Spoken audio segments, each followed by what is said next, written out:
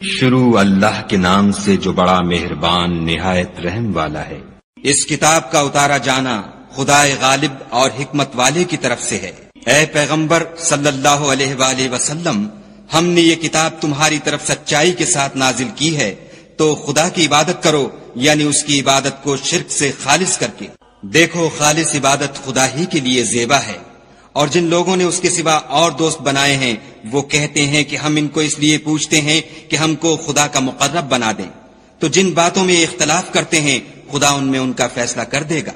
بے شک خدا اس شخص کو جو جھوٹا ناشکرا ہے ہدایت نہیں دیتا۔ اگر خدا کسی کو اپنا بیٹا بنانا چاہتا تو اپنی مخلوق میں سے جس کو چاہتا انتخاب کر لیتا۔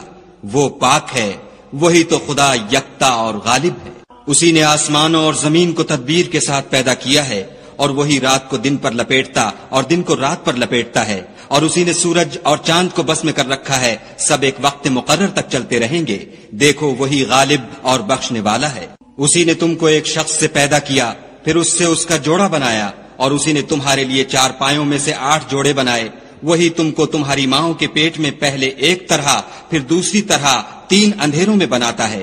یہی خدا تمہارا پروردگار ہے، اسی کی بادشاہی ہے، اس کے سوا کوئی معبود نہیں۔ پھر تم کہاں پھرے جاتے ہو؟ اگر ناشکری کرو گے تو خدا تم سے بے پرواہ ہے، اور وہ اپنے بندوں کے لیے ناشکری پسند نہیں کرتا، اور اگر شکر کرو گے تو وہ اس کو تمہارے لیے پسند کرے گا، اور کوئی اٹھانے والا دوسرے کا بوجھ نہیں اٹھائے گا۔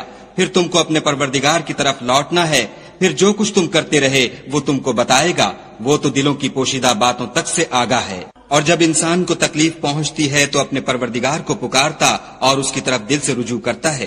پھر جب وہ اس کو اپنی طرف سے کوئی نعمت دیتا ہے تو جس کام کے لیے پہلے اس کو پکارتا ہے اسے بھول جاتا ہے، اور خدا کا شریک بنانے لگتا ہے تاکہ لوگوں کو اس کے رستے سے گمراہ کرے۔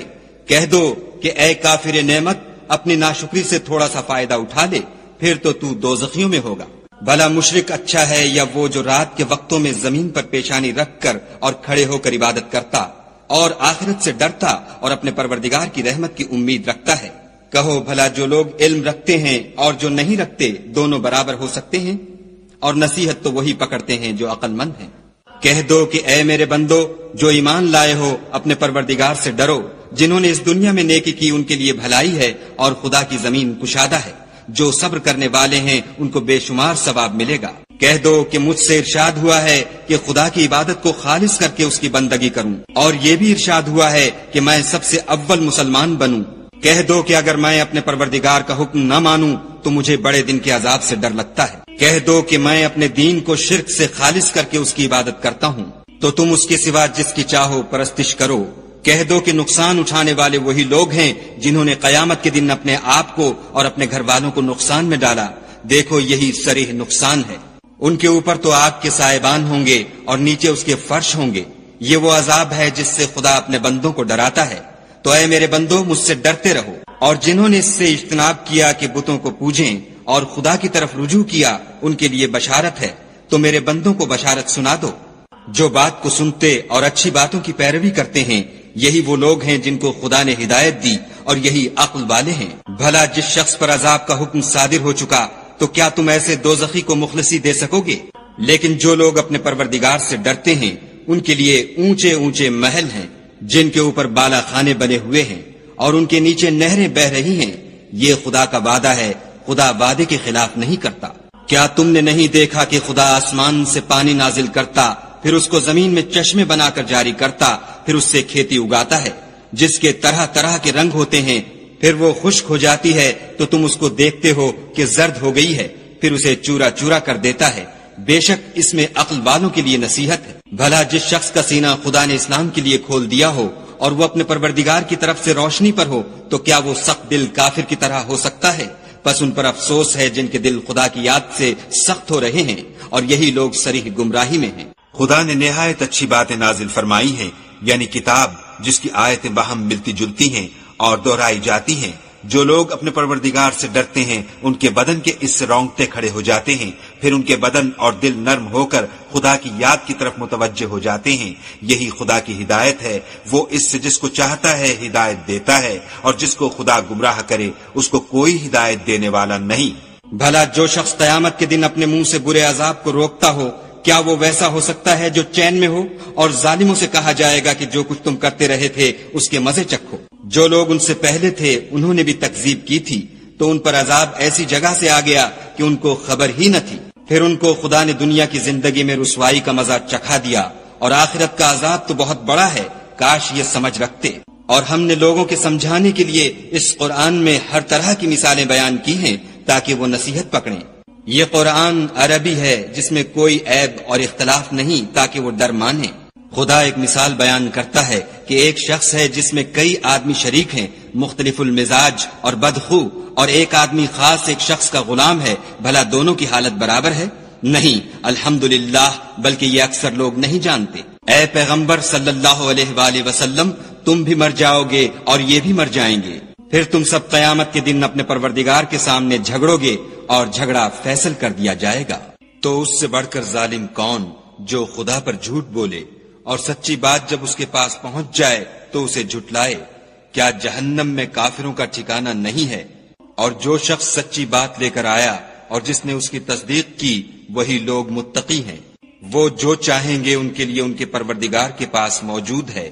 نیکوکاروں کا یہی بدلہ ہے، تاکہ خدا ان سے برائیوں کو جو انہوں نے کی دور کر دے اور نیک کاموں کا جو وہ کرتے رہے ان کو بدلہ دے۔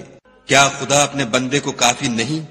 اور یہ تم کو ان لوگوں سے جو اس کے سوا ہیں یعنی غیر خدا سے ڈراتے ہیں، اور جس کو خدا گمراہ کرے اسے کوئی ہدایت دینے والا نہیں، اور جس کو خدا ہدایت دے اس کو کوئی گمراہ کرنے والا نہیں۔ کیا خدا غالب اور بدلہ لینے والا نہیں ہے؟ اور اگر تم ان سے پوچھو کہ آسمانوں اور زمین کو کس نے پیدا کیا تو کہہ دیں گے کہ خدا نے۔ کہو کہ بھلا دیکھو تو جن کو تم خدا کے سوا پکارتے ہو، اگر خدا مجھ کو کوئی تکلیف پہنچانی چاہے تو کیا وہ اس تکلیف کو دور کر سکتے ہیں؟ یا اگر مجھ پر مہربانی کرنا چاہے تو وہ اس کی مہربانی کو روک سکتے ہیں؟ کہہ دو کہ مجھے خدا ہی کافی ہے، بھروسہ رکھنے والے اسی پر بھروسہ رکھتے ہیں۔ کہہ دو کہ اے قوم، تم اپنی جگہ عمل کیے جاؤ، میں اپنی جگہ عمل کیے جاتا ہوں، ان قریب تم کو معلوم ہو جائے گا کہ کس پر عذاب آتا ہے جو اسے رسوا کرے گا، اور کس پر ہمیشہ کا عذاب نازل ہوتا ہے۔ ہم نے تم پر کتاب لوگوں کی ہدایت کے لیے سچائی کے ساتھ نازل کی ہے، تو جو شخص ہدایت پاتا ہے تو اپنے بھلے کے لیے، اور جو گمراہ ہوتا ہے تو گمراہی سے اپنا ہی نقصان کرتا ہے۔ اور اے پیغمبر صلی اللہ علیہ وآلہ وسلم، تم ان کے ذمہ دار نہیں ہو۔ خدا لوگوں کے مرنے کے وقت ان کی روحیں قبض کر لیتا ہے، اور جو مرے نہیں ان کی روحیں سوتے میں قبض کر لیتا ہے، پھر جن پر موت کا حکم کر چکتا ہے ان کو روک رکھتا ہے، اور باقی روحوں کو ایک وقت مقرر تک کے لیے چھوڑ دیتا ہے۔ جو لوگ فکر کرتے ہیں ان کے لیے اس میں نشانیاں ہیں۔ کیا انہوں نے خدا کے سوا اور سفارشی بنا لیے ہیں؟ کہو کہ خواہ وہ کسی چیز کا بھی اختیار نہ رکھتے ہوں اور نہ کچھ سمجھتے ہی ہوں۔ کہہ دو کہ سفارش تو سب خدا ہی کے اختیار میں ہے، اسی کے لیے آسمانوں اور زمین کی بادشاہت ہے، پھر تم اسی کی طرف لوٹ کر جاؤ گے۔ اور جب تنہا خدا کا ذکر کیا جاتا ہے تو جو لوگ آخرت پر ایمان نہیں رکھتے ان کے دل منقبض ہو جاتے ہیں، اور جب اس کے سوا اوروں کا ذکر کیا جاتا ہے تو خوش ہو جاتے ہیں۔ کہو کہ اے خدا، اے آسمانوں اور زمین کے پیدا کرنے والے اور پوشیدہ اور ظاہر کے جاننے والے، تو ہی اپنے بندوں میں ان باتوں کا جن میں وہ اختلاف کرتے رہے ہیں فیصلہ کرے گا۔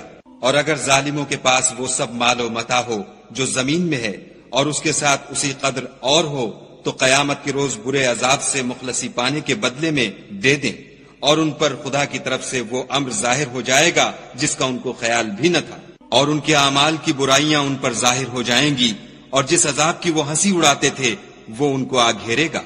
جب انسان کو تکلیف پہنچتی ہے تو ہمیں پکارنے لگتا ہے، پھر جب ہم اس کو اپنی طرف سے نعمت بخشتے ہیں تو کہتا ہے کہ یہ تو مجھے میرے علم و دانش کے سبب ملی ہے۔ نہیں، بلکہ وہ آزمائش ہے، مگر ان میں سے اکثر نہیں جانتے۔ جو لوگ ان میں سے پہلے تھے وہ بھی یہی کہا کرتے تھے، تو جو کچھ وہ کیا کرتے تھے ان کے کچھ کام بھی نہ آیا، ان پر ان کے اعمال کے وبال پڑ گئے، اور جو لوگ ان میں سے ظلم کرتے رہے ہیں ان پر ان کے عملوں کے وبال عنقریب پڑیں گے، اور وہ خدا کو عاجز نہیں کر سکتے۔ کیا ان کو معلوم نہیں کہ خدا ہی جس کے لیے چاہتا ہے رزق کو فراخ کر دیتا ہے اور جس کے لیے چاہتا ہے تنگ کر دیتا ہے؟ جو لوگ ایمان لاتے ہیں ان کے لیے اس میں بہت سی نشانیاں ہیں۔ اے پیغمبر صلی اللہ علیہ وآلہ وسلم، میری طرف سے لوگوں کو کہہ دو کہ اے میرے بندو، جنہوں نے اپنی جانوں پر زیادتی کی ہے، خدا کی رحمت سے نا امید نہ ہونا، خدا تو سب گناہوں کو بخش دیتا ہے اور وہ تو بخشنے والا مہربان ہے۔